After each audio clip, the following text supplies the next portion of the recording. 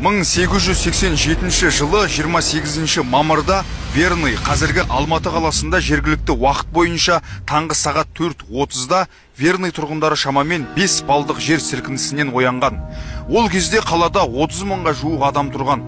Қалада мұндай құбылыстар өте жиі болған соң тұрғындар бұған көп мән бермеген. Алайда 5 минуттан кейін таңғы 4 сағат 35 минутта негізгі жер сілкінісі болып, магнитудасы 7,3-ге дейін барған. Кейіннен бұл оқиға Верный апаты деп аталды. Тарихқа көз жүгіртсек, 1911 жылы 4 қаңтарда араға 24 жыл салып, Верный қаласында тағы табиғи апат орын алған. Кемин зілзаласының қарқындылығы 10-11 балды көрсетсе, магнитудасы 8,2.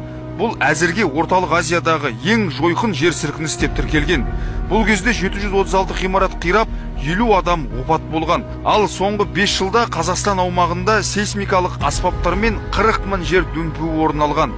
Өткен жылы алматылықтар 7 мәрте жер дүмпуін сезген.